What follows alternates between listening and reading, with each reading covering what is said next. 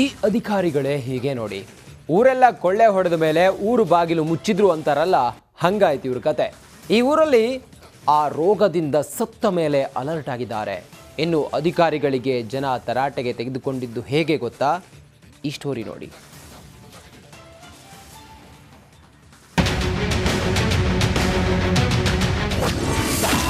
ಧಾರವಾಡದಲ್ಲಿ ಡೆಂಗ್ಯೂ ಜ್ವರ ಆರ್ಭಟ, ಬಾಲಕಿ ಸತ್ತ ಮೇಲೆ ಅಧಿಕಾರಿಗಳು ಅಲರ್ಟ್. ಡೆಂಗ್ಯೂ ಎಲ್ಲೆಲ್ಲೂ ಈ ಜ್ವರದ್ದೇ ಆತಂಕ.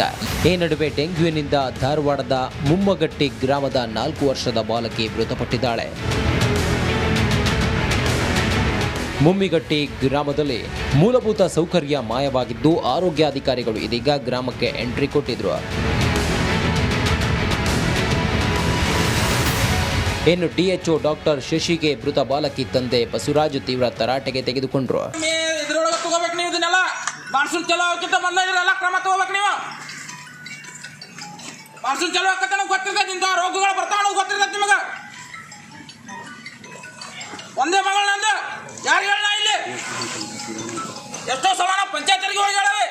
ಮೃತ ಬಾಲಕಿಯ ತಂದೆ ತರಾಟೆ ನಂತರ ಅಧಿಕಾರಿಗಳು ಫಾಗಿಂಗ್ ಶುರು ಮಾಡಿದ್ರು.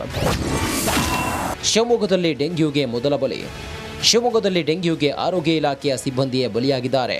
ಸಾಗರ ತಾಲೂಕು ಆಸ್ಪತ್ರೆ ಡಯಾಲಿಸಿಸ್ 35 ವರ್ಷದ ಸಿಬ್ಬಂದಿ ನಾಗರಾಜ್ ಮೃತಪಟ್ಟಿದ್ದಾರೆ.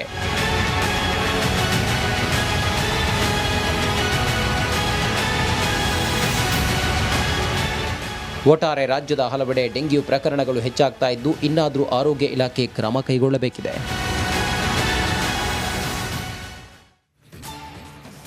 ಈ ಅಧಿಕಾರಿಗಳೇ ಹೀಗೆ ನೋಡಿ, ಊರೆಲ್ಲ ಕೊಳ್ಳೆ ಹೊಡೆದ ಮೇಲೆ ಊರು ಬಾಗಿಲು ಮುಚ್ಚಿದ್ರು ಅಂತಾರಲ್ಲ, ಹಂಗಾಯ್ತು ಇವ್ರ ಕತೆ.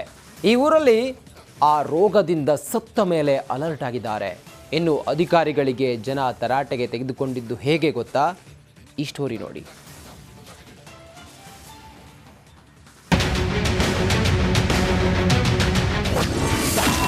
ಧಾರವಾಡದಲ್ಲಿ ಡೆಂಗ್ಯೂ ಜ್ವರ ಆರ್ಭಟ, ಬಾಲಕಿ ಸತ್ತ ಮೇಲೆ ಅಧಿಕಾರಿಗಳು ಅಲರ್ಟ್.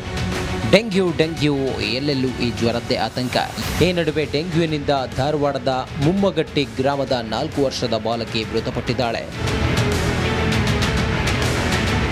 ಮುಮ್ಮಿಗಟ್ಟಿ ಗ್ರಾಮದಲ್ಲಿ ಮೂಲಭೂತ ಸೌಕರ್ಯ ಮಾಯವಾಗಿದ್ದು ಆರೋಗ್ಯಾಧಿಕಾರಿಗಳು ಇದೀಗ ನಡಿ ಈಗ ಶುರು ಮಾಡೋಣ.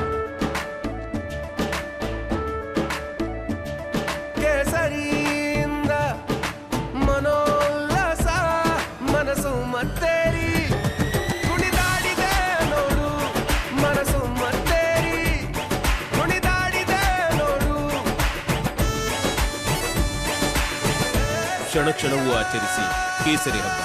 ವಿಮಲ್ ಬಾಯಲ್ಲಿ ಹೇಳಿ ಕೇಸರಿ. ಗ್ರಾಮಕ್ಕೆ ಎಂಟ್ರಿ ಕೊಟ್ಟಿದ್ರು. ಇನ್ನು ಡಿಎಚ್ಒ ಡಾಕ್ಟರ್ ಶಶಿಗೆ ಮೃತ ಬಾಲಕಿ ತಂದೆ ಬಸವರಾಜ್ ತೀವ್ರ ತರಾಟೆಗೆ ತೆಗೆದುಕೊಂಡ್ರು.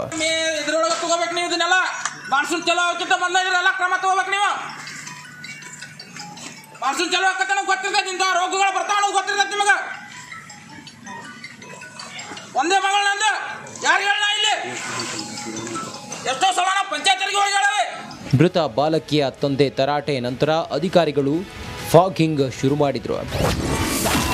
ಶಿವಮೊಗ್ಗದಲ್ಲಿ ಡೆಂಗ್ಯೂಗೆ ಮೊದಲ ಬಲಿ. ಶಿವಮೊಗ್ಗದಲ್ಲಿ ಡೆಂಗ್ಯೂಗೆ ಆರೋಗ್ಯ ಇಲಾಖೆಯ ಸಿಬ್ಬಂದಿಯೇ ಬಲಿಯಾಗಿದ್ದಾರೆ. ಸಾಗರ ತಾಲೂಕು ಆಸ್ಪತ್ರೆ ಡಯಾಲಿಸಿಸ್ 35 ವರ್ಷದ ಸಿಬ್ಬಂದಿ ನಾಗರಾಜ್ ಮೃತಪಟ್ಟಿದ್ದಾರೆ.